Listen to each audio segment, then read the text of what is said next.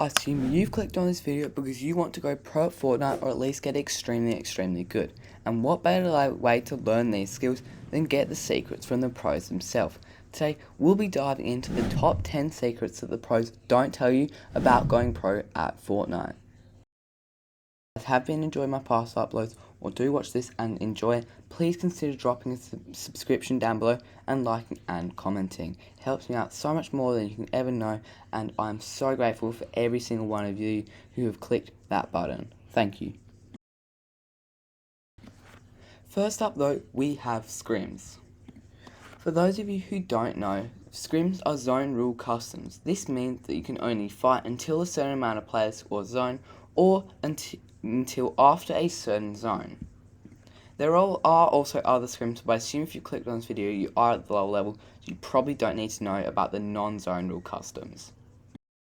Scrims allow you to pick out certain skills and practice them, specifically your endgame. Since you can only fight after a certain amount of players, it means that these games keep extremely stacked, replicating that of tournament games. This is going to help you find familiarity within these scrim games and tournament games, and it's going to help you become a lot more confident in your endgames and far more aspects of your game. This is also the best way to practice your drop apart from rank, as you'll be finding the players that are actually going to be in high elo and know how to play this spot. At the moment, there's only really two types of scrims, solo and trio scrims. Trio scrims are obviously where you play with your trio, and solos is just you. There are a bunch of scrim servers out there that you can play, but I'll link a couple down below. I'll do this for the main regions, not really Asia, Middle East, Brazil, because I do not know what scrim servers there, and I might just end up linking a random one that's just like horrible practice for you guys. So those are the main regions I care about. Sorry to those other guys, but we'll link them down below. Number 2 is equipment. The equipment difference between pro setups and your setups is, I guarantee you, extremely large. Pros have a lot more income to use, so they can buy far more high-end PCs, far more better peripherals, which is keyboards, mice, headsets, and many others, and they have a lot more money to put into better internet and this thing called fiber, which I don't know a huge amount about, and I will not be talking about that today. Go check out another video if you want to learn about that. Anyway though, equipment is a huge factor in you going pro.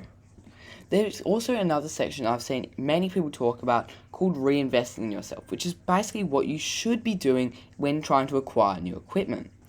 This means that if you can make tournament winnings or from things like tokens, you should be reinvesting that money straight back into your equipment.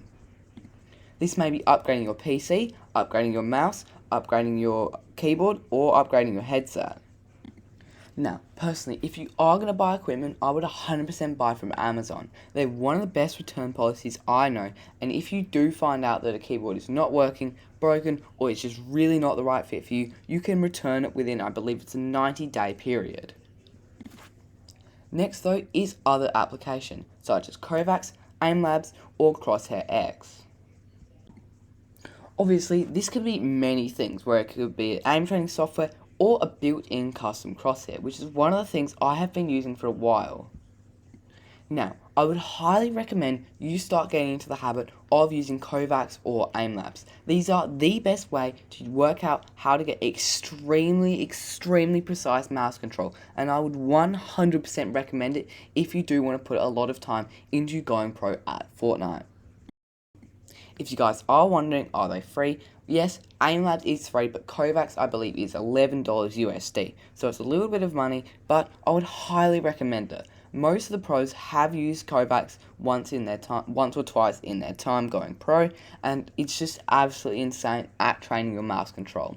I would recommend though that you use in-game aim trainers when training something like your pump aim. Now, AimLabs is better for getting that tracking and consistency right, but in-game you're going to want to be using the pump or whatever shotgun is in the meta to aim train. Enough of that jibber jabber though. Should you be using a custom crosshair, or is it worth it? Now, I would 100% say yes. Personally, I haven't seen too much success with it, but my cousin has seen a lot. He recently bought a new monitor that had a built-in custom crosshair, and that has helped him out so much. I cannot tell you how much it's helped you.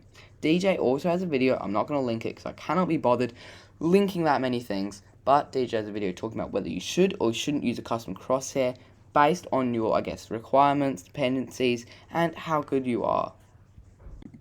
Crosshair X is the best of these other applications for crosshairs, but there are a bunch of others. I personally used one before, and I feel like that helped my aim a lot. Fourth on the list, though, we have coaching. With the amount of coaches that are in Fortnite right now, it is highly beneficial to reinvest in yourself by purchasing yourself a one-time coaching session, or if you do have a lot more money, you can buy a personal coach who is going to help you with 3 months of FNCS. Someone like BloodX, Sven, or I believe there's DJ, sorry. I was completely forgetting names there, my bad.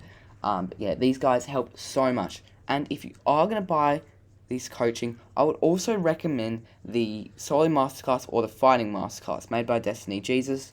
I have 2 videos up by now about each of those. They're very good. Watch them if you want to know if you should buy that. Anyway, I'm getting off topic a lot in this video. Coaching. Coaching is the most beneficial way to work out your weaknesses and then find ways to perfectly work on them. A coach is basically going to help you identify your weaknesses, and then it's going to give you a personalized routine to be able to work on that to improve your placements tenfold. Now guys, finally moving on from that, we have arguably one of the most important things you can do or get to improve at Fortnite, and this is number 5, which is a friend group.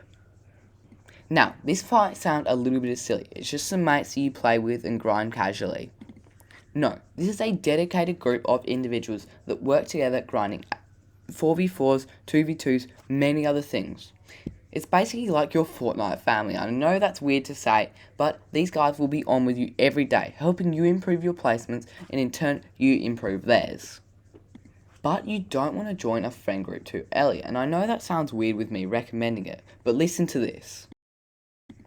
If you join a friend group of 200 PR players, they're most likely not going to be able to grind every day, and they're not going to be that great or beneficial for you to play with. These are the people who are going to be trolling around, going for clips, things like that. You do not need that. You need a group of very dedicated individuals who are each working on their own game plan and stuff like that. But now I'll give you some factors to find out the best friend group for you. Firstly though, how do you find a friend group? Mostly, I would just go into some Scrims servers. This is the best way I can find friend groups, but if you do want to find one, I will have it's sort of a friend group. It's my Discord community link down below. This is a group of very, not casual, but grinders around my skill level who are all working to improve together. So please, if you want to, join that down below. It is going to probably help you a lot. Anyway though, back to what I was saying. You can find them through Scrims servers, but how do you actually identify if they're good for you? Well, a good friend group of dedicated individuals should have qualities like high PR.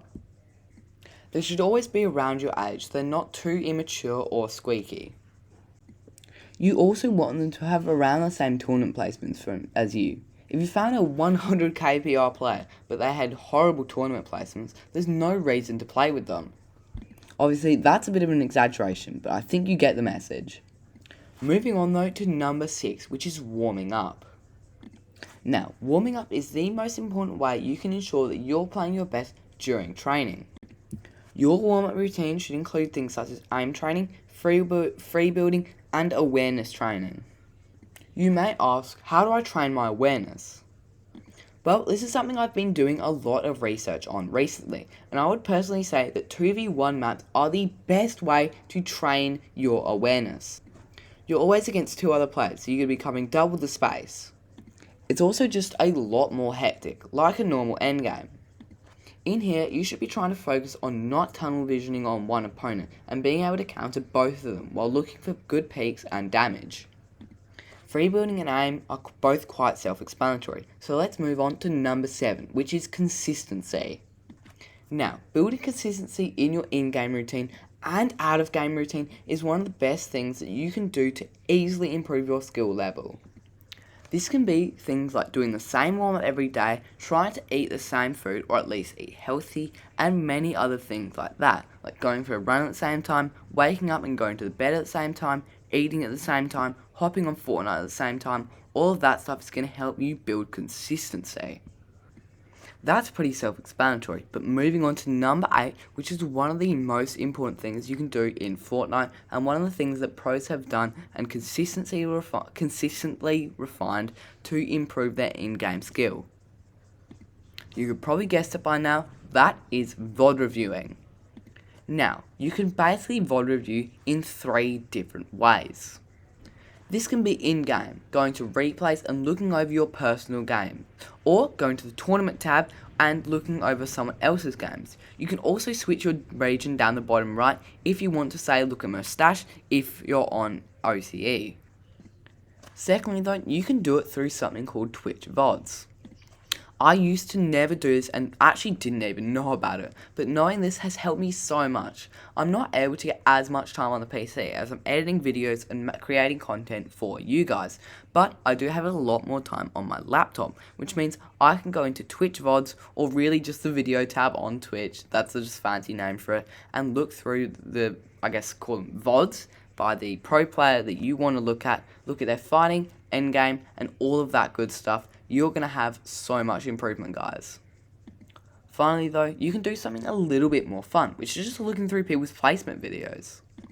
This might be something that you already do just for fun, and that's actually really good because it means you are consistently learning while having fun. Having fun is one of the best ways that you can ensure that you're not going to quit when you're at a very crucial stage. It's also just fun, it's fun. Anyway though, when you're VOD reviewing, there are a lot of different ways that you can do it. You can skip to the end game and watch that, which is some of the things I do.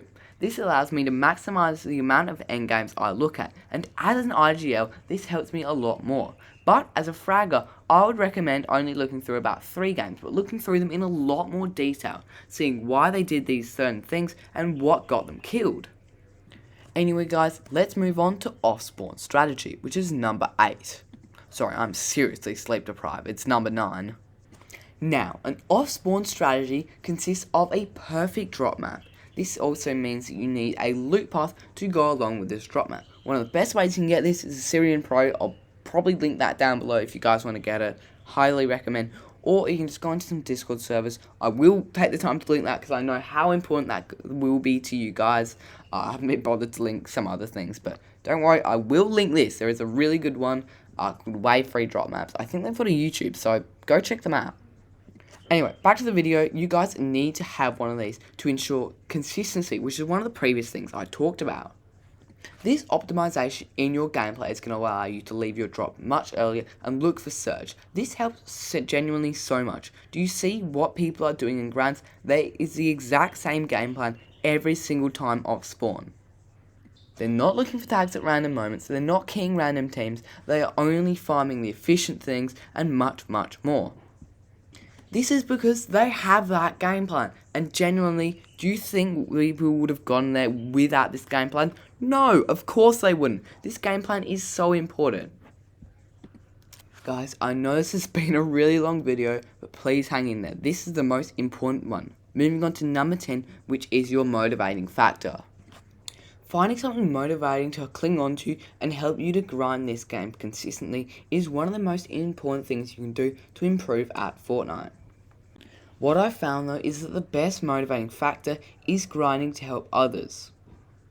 Of course, it could be goals like getting 500 subscribers on YouTube, 1,000 views on a video, or getting 10,000 PR. But again, the best motivating factor is always going to be doing something for someone else, or making something for someone else. This could be something like my personal one, which is grinding super hard, making money to retire your parents. Or it could be working really hard to help out with other finances or jobs that need to be done around the house. I'm not going to tell you specifically what motivating factor you need to have. It should be personalized to absolutely everyone. But I guarantee you, you will be able to get a lot better and grind a lot harder if you actually have a reason to grind. Guys, thank you so much if you have made it to this point. I know this video is super long, but seriously, thank you. If you have enjoyed, please remember to like, comment, subscribe, and we'll see you in the next video.